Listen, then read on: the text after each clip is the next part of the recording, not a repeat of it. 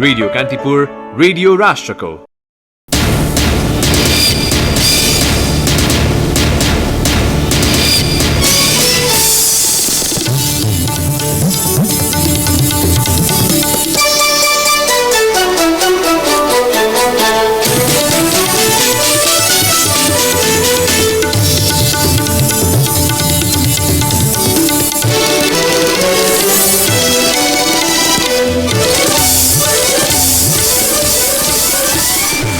अनियमितता तथा भ्रष्टाचार बढेको भन्दै सरकार विरुद्ध सदनमा आवाज उठाउने प्रतिपक्षी दलहरूको तयारी। सरकार दीर्घकालीन सोचका साथ अघि बढेकाले विपक्षीहरू आत्तिएको प्रधानमन्त्री ओलीको दावी। आफ्नो स्वामित्वमा रहेको जग्गा बिक्री गरेर मुलुककै जेठो उद्योग विराटनगर जुट मिल्सले कर्मचारीलाई पारिश्रमिक दिने नेपाल सरकार। एसियाली विकास बैंक नेपाल बैंक लिमिटेडबाट प्राप्त झण्डै 3.5 अर्ब रुपियाँ फर्सी उठाउन बाँकी। सुनको मूल्य आज एकै दिन तोलामा 1500ले वृद्धि। अन्तर्राष्ट्रिय बजारमा पनि 7 वर्ष यताकै उच्च वृद्धि दर। चीनबाट सुरु भएको कोरोना भाइरसको संक्रमणले विश्वव्यापी महामारीको रूप लिन सक्ने भन्दै सरकारवालाको चिन्ता। अफगानिस्तान, कुवेत र बहराइनमा पनि संक्रमित भेटिए। र सुनौलो संगम क्लबलाई पराजित गर्दै रूपन्देहीको Gorkha boys Sudurpashchim Khaptad gold cup फुटबलको क्वार्टर फाइनलमा मनाङ मर्साङदी बुढा सुब्बा गोल्ड कपको सेमी फाइनलमा प्रवेश। नमस्कार, कान्तिपुर डायरीबाट साथी सुरज अनि तेजेन्द्रको समाचार अब विस्तारमा। सरकारका पछिल्ला काम कारबाही र भ्रष्टाचारका विषयमा आवाज उठाउन प्रतिपक्षी दलहरू एकजुट भएका छन्। प्रमुख प्रतिपक्षी नेपाली कांग्रेस, राष्ट्रिय जनता पार्टी, राजपा र समाजवादी पार्टी सरकारको खबरदारी गर्न एकजुट भएका हुन्। सिंहदरबार स्थित कांग्रेस संसदीय दलको कार्यालयमा आज बसेको 3 दलको बैठकमा संसद अवरुद्ध गर्ने भन्दा पनि आफ्नो धारणा राखेर सदनलाई प्रभावकारी बनाउने समझदारी बनेको कांग्रेस सचेतक पुष्पा भुसालले जानकारी दिनुभयो। निवर्तमान सञ्चार मन्त्री गोकुल बास्कोटाले 70 करोड कमिसन सम्बन्धी अडियो प्रकरणमा प्रधानमन्त्रीको जवाफ माग गर्दै गत बिहीबारको संसद बैठक अवरुद्ध गरेको कांग्रेसले भोलिको बैठक भने चल्न दिने भएको छ। प्रतिपक्षी रहेका सबै दलले आफ्नो तर्फबाट धारणा राखेर सदन चल्न दिने 3 दलबीच समझदारी बनेको सचेतक भुसालले बताउनुभयो। संसद अवरुद्ध गरेर समस्याको समाधान नहुने देखेर तिनै दलले आफ्नो तर्फबाट धारणा राख्ने तय भएको भुसालले जानकारी दिनुभयो। 3 दलबीच सरकार विरुद्ध मोर्चाबन्दी गरेर अघि बढ्ने विषयमा समेत समझदारी भएको उहाँको भनाइ छ। प्रधानमन्त्री केपी शर्मा ओलीले सरकार दीर्घकालीन सोचका साथ अघि बढेको बताउनु भएको छ। पार्टीको गण्डकी प्रदेश स्तरीय भेलालाई आज पोखरामा सम्बोधन गर्दै नेकपा अध्यक्ष समेत रहेका प्रधानमन्त्री ओलीले विरोधका लागि विरोध गर्ने प्रवृत्तिका कारण केही विषय नपाएपछि गैर विषयलाई विषय बनाइएको बताउनुभयो। संसदमा विधेयक छलफल गर्नुभन्दा पहिला माइतीकर मण्डला पुग्ने र जनतालाई भ्रम छर्दै सरकारलाई असफल बनाउने सक्रियता भइरहेको उहाँले दावी गर्नुभयो। अहिले आवश्यक भएका जल्दाबल्दा कामहरू पनि गरेका छौँ र भोलि इतिहाससम्म देशमा परिवर्तन ल्याउने आधारमा कुरा। अहिलेको सरकार 6 महिनाका लागेको सरकार होइन। एकछिन पपुलिस्ट काम गर्ने, एक दिनका पपुलर कामहरू गरेर अनि त्यसको आधारमा भोलि राजनीति गर्ने खालको सरकार।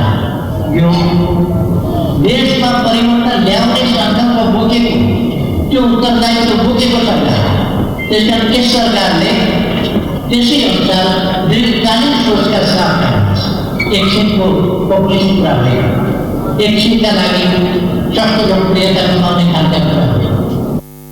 प्रधानमन्त्री ओलीले सरकारले नयाँ योजनाका साथ विकासको गतिलाई अघि बढाएको दावी पनि गर्नुभयो। ठूला देशले पनि समाधान गर्न नसकेको भोकमरीको विषयलाई नेपालले कुनै हुनै नदिने घोषणा गरिसकेको उहाँको भनाइ थियो। सत्ता छाड्न कठिन भएका दलले नै सरकारको विरोध गरिरहेको पनि उहाँले दावी गर्नुभयो। कांग्रेस सभापति शेरबहादुर देउवाले सरकारको नीतिगत निर्णयका नाममा मुलुकमा भ्रष्टाचार बढेको दावी गर्नुभएको छ। लुम्बिनीमा आयोजित एक कार्यक्रममा सभापति देउवाले सरकारले भ्रष्टाचार न्यूनीकरणमा शून्य सहनशीलताको नारा लगाइरहे पनि पछिल्लो समय मुलुकमा ठूला भ्रष्टाचारका घटना सार्वजनिक भइरहेको बताउनुभयो। निवर्तमान सञ्चार मन्त्री गोकुल बास्कोटाका बारेमा सार्वजनिक भएको 70 करोड कमिसन सम्बन्धी अडियो प्रकरणमा अन्य व्यक्तिको पनि संलग्नता भएको दावी उहाँले गर्नुभयो। सभापति देउवाले भन्नुभयो, यसमा बास्कोटा मात्रै एक्लैले हिम्मत गर्न सक्दैन। यसबारेमा हाम्रो पार्टीले छोड्नेवाला छैन। सो अडियो प्रकरणमा जोडिएको सबै माथि निष्पक्ष छानबिन हुनुपर्ने भन्दै देउवाले कांग्रेसले समेत सूक्ष्म तरिकाले खोजी गर्ने उल्लेख गर्नुभयो। उहाँले कांग्रेसलाई अझ बलियो बनाउनु पर्ने दायित्व र चुनौती आफ्नो सामु आएको पनि बताउनुभयो। यसअघि सत्तारूढ दल नेकपाका अध्यक्षद्वय केपी शर्मा ओली र पुष्पकमल दाहाल बीच पछिल्लो राजनैतिक घटनाक्रमबारे बिहान छलफल भएको थियो। पूर्व मन्त्री गोकुल बास्कोटाको विवादास्पद अडियो, पार्टी उपाध्यक्ष वामदेव गौतमलाई राष्ट्रिय सभामा ल्याउने गृह कार्य लगायतका विषयमा दुई अध्यक्षले छलफल गरेका हुन्। काठमाडौँको बालुवाटार स्थित प्रधानमन्त्री निवासमा भएको छलफलमा पछिल्लो राजनैतिक घटनाक्रमको समीक्षा भएको प्रधानमन्त्री ओलीको सचिवालयले जनाएको छ। राष्ट्रिय सभामा रिक्त हुने स्थानमा पदपूर्ति, रिक्त रहेका मन्त्रालयमा नयाँ मन्त्रीको नियुक्ति लगायतका विषयमा पनि अध्यक्ष बीच कुराकानी भएको हो। सुरक्षा प्रेस खरिद सम्बन्धमा पूर्व मन्त्री बास्कोटाको विवादास्पद अडियो सार्वजनिक भएपछि उत्पन्न परिस्थितिबारे पनि दुई अध्यक्षले धारणा बनाएका थिए। आफ्नो स्वामित्वमा रहेको जग्गा बिक्री गरेर मुलुककै जेठो उद्योग विराटनगर जुट मिल्सले कर्मचारीलाई पारिश्रमिक दिने भएको छ।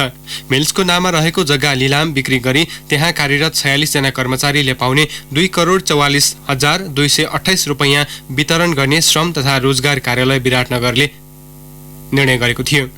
काम गरे बापतको पारिश्रमिक नपाएको भन्दै मिल्सका कर्मचारी शुक्रराज लिम्बू लगायतले श्रम तथा रोजगार कार्यालयमा दिएको उजुरी उप कार्यालयका प्रमुख वरिष्ठ श्रम अधिकृत प्रेम प्रसाद सञ्जेलले गत पुस 18 गते सो निर्णय गराउनु भएको थियो। तर मिल सञ्चालक समितिले भने सरकारबाट अनुदान लिई कर्मचारीको बक्यौता भुक्तानी गर्ने भन्दै सो निर्णय गोप्य राखेका थिए। श्रमिकको पारिश्रमिक आर्थिक कारणले नगदमा भुक्तानी नदिए वा दिन नचाहेमा झापाको दमकमा रहेको 9 कट्ठा 7.25 धुर जग्गा लिलाम बिक्री गरी भुक्तानी गर्ने निर्णय मिल्समा थियो। मिल्समा कार्यरत बहालवाला श्रमिक तथा कर्मचारी 24 जना र पूर्व 22 जना गरी कर्मचारीले पारिश्रमिक पाएका छैनन्। मिल्सका अध्यक्ष वसन्त बन्ने सरकारसँग रकम माग गरिएको र आउने बित्तिकै सबै श्रमिक कर्मचारीलाई उपलब्ध गराउने बताए पनि आफूहरूले नपाएको प्रशासन प्रमुख तारानाथ तिमल सिन्हाले बताउनुभयो। अध्यक्ष बन्ने मिल सञ्चालनका लागि 6 महिना अघि नै सरकारसँग 12,76,50,000 रुपैयाँ माग गरे पनि अहिलेसम्म पाउन नसकेको बताउनुभयो। यसअघि पनि मिल सञ्चालनको नाममा नेपाल सरकार एसियाली विकास बैंक नेपाल बैंक लिमिटेडबाट निकासा भएको झण्डै 3.5 अर्ब रुपैयाँ फर्च्यौट हुन बाँकी छ।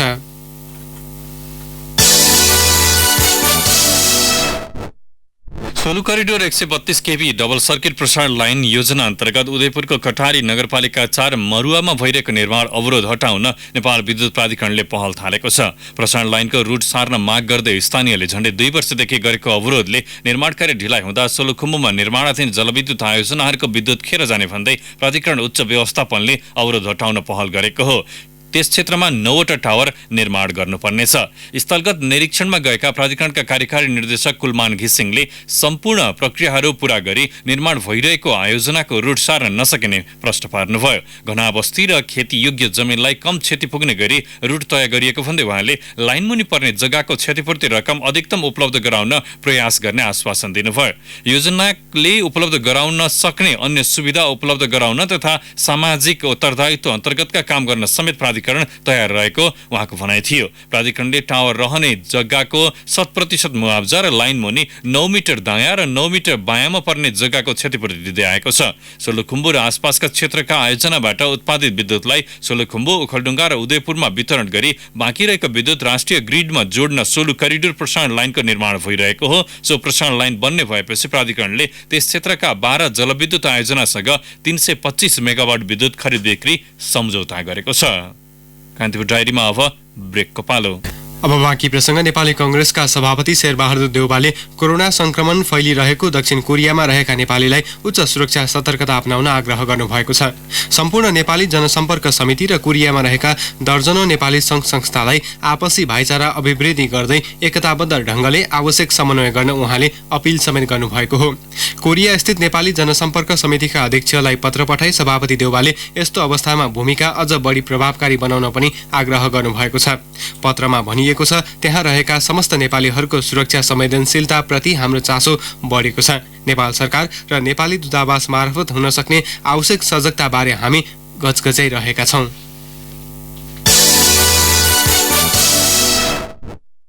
गृहमन्त्री रामबहादुर थापाले व्यवस्थापनको हिसाबले नेपाल प्रहरीको अवस्था त्यति राम्रो नभएको बताउनु भएको छ।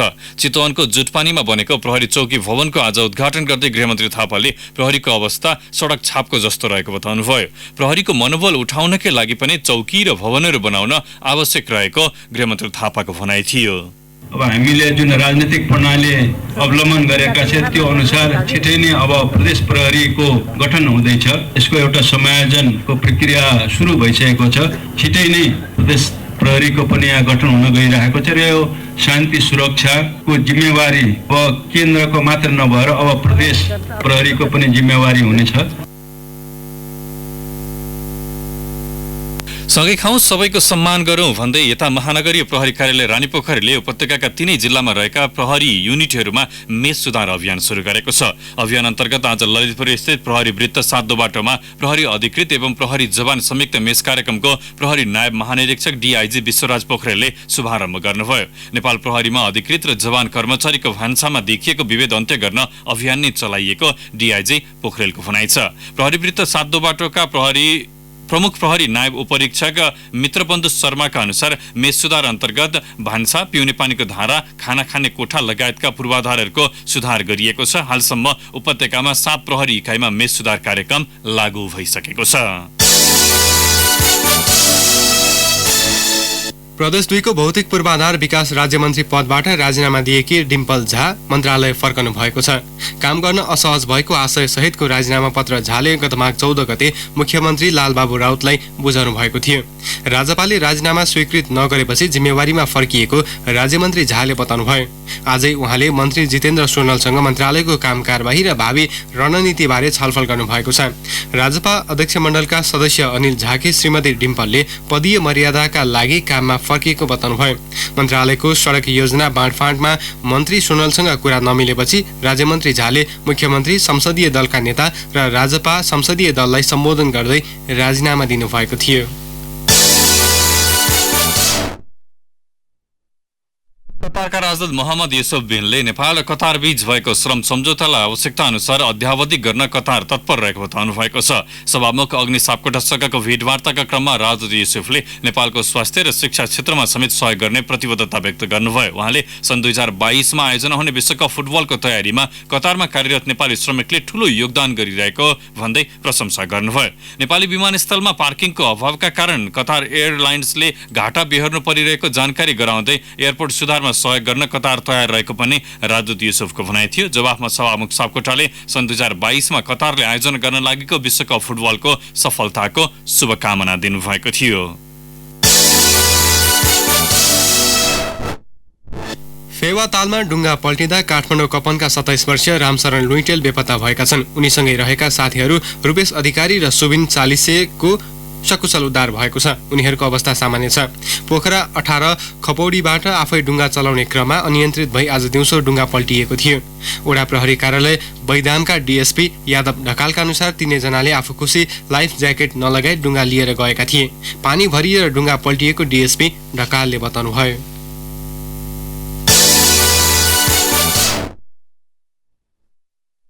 संक्षेपमा पूर्व सभामुख कृष्णबहादुर महरा जेल मुक्त भएपछि पहिलोपटक गृह जिल्ला दाङ पुग्नु भएको छ। संसद सचिवालयकै कर्मचारीलाई बलात्कार प्रयास मुद्दामा 3 महिना जेल परेका महरा अदालतले सफाई दिएपछि पहिलोपटक घर जानुभएको हो।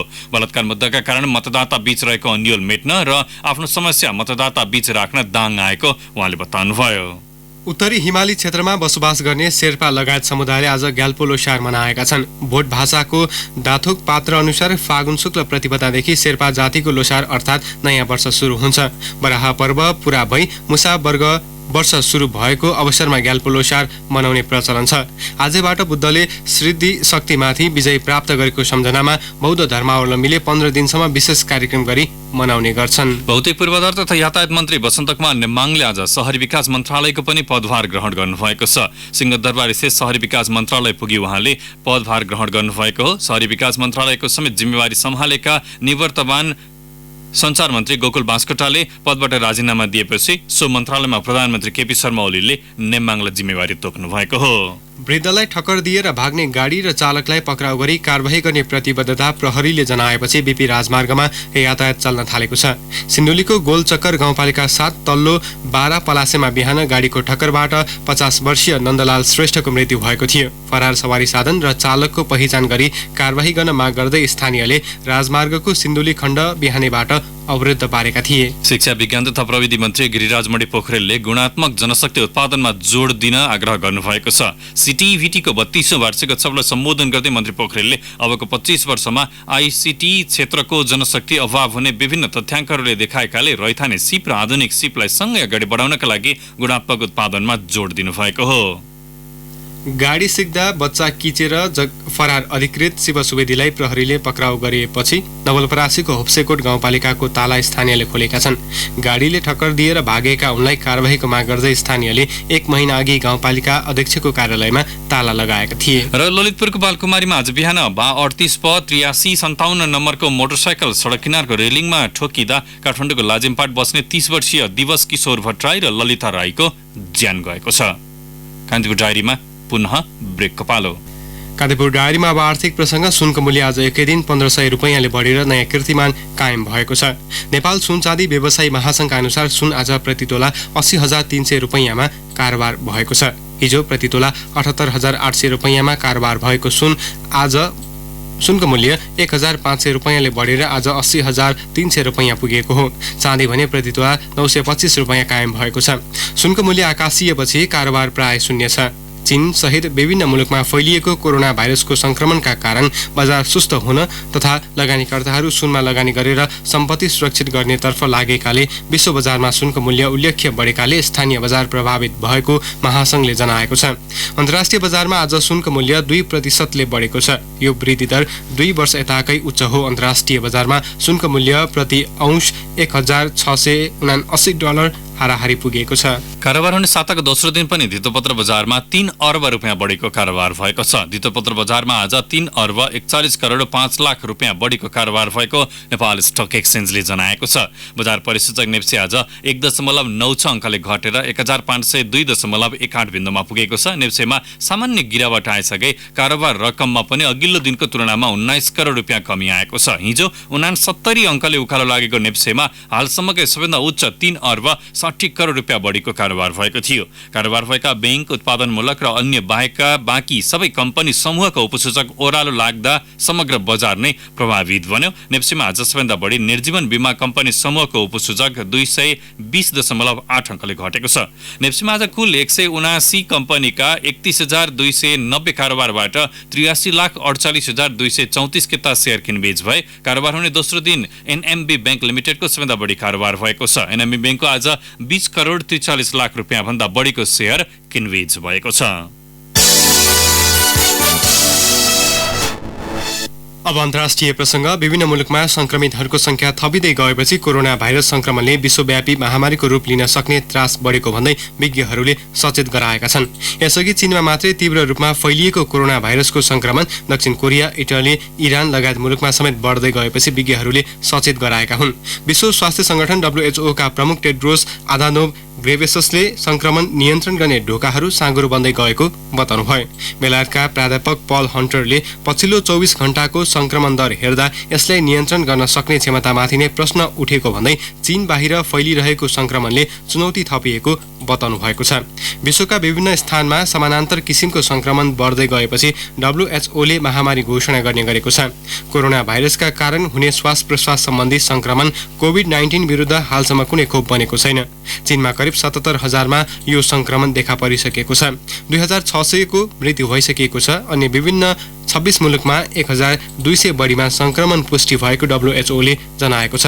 दक्षिण कोरियामा मात्र आज 161 जना नयाँ संक्रमित फेला परेका छन्। यो सँगै कुल संक्रमितको संख्या 760 पुगेको छ। संक्रमित मध्ये 11 जना सैनिक रहेका छन्। अन्य 7,700 सैनिकलाई क्वारेन्टाइनमा राखिएको छ। इटलीमा संक्रमितको संख्या 150 पुगेको छ भने 3 जनाको संक्रमणबाट मृत्यु भएको छ। इरानमा हिजो मात्र थप 43 जनामा संक्रमण पुष्टि भएको छ भने संक्रमणबाट 12 जनाको मृत्यु भइसकेको छ। अफगानिस्तान, कुवेत र बहराइनमा पनि पहिलो संक्रमण पुष्टि भएको छ। इरानबाट फर्किएकामा संक्रमण देखिएको हो।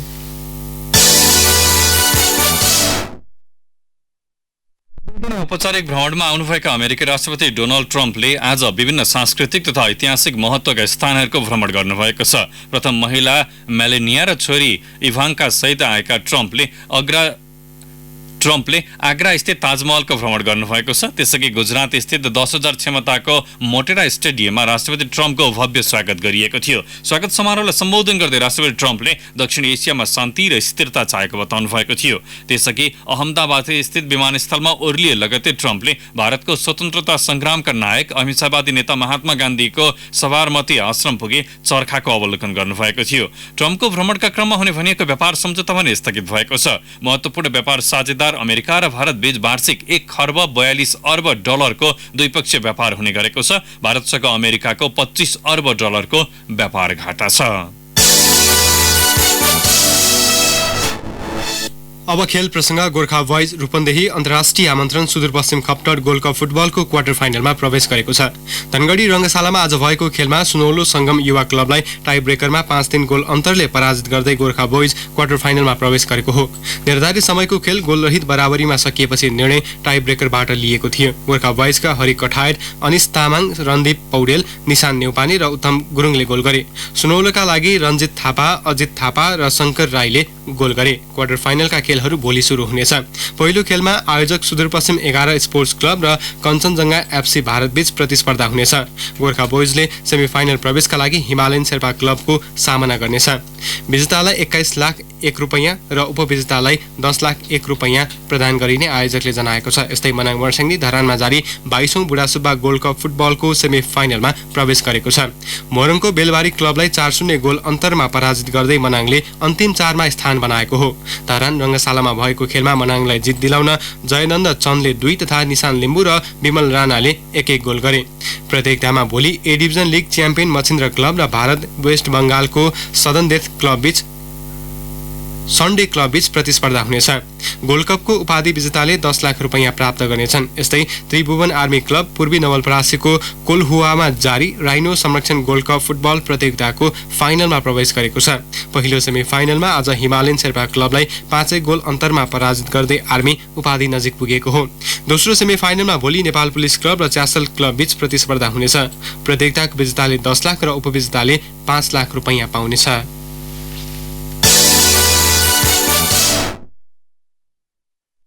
लीग क्रिकेट EPL को डिफेन्डिङ च्याम्पियन ललितपुर पेट्रियट्सले पाकिस्तानका अलराउन्डर हमाद आजम र हसन खान तथा लेफ्ट आर्म स्विमर मीर हमजालाई टिममा भित्र्याएको छ। हसन सन् 2018 मा भएको अन्डर 19 विश्वकप क्रिकेटमा टिमका क्याप्टेन ज्ञानेन्द्र मल्लको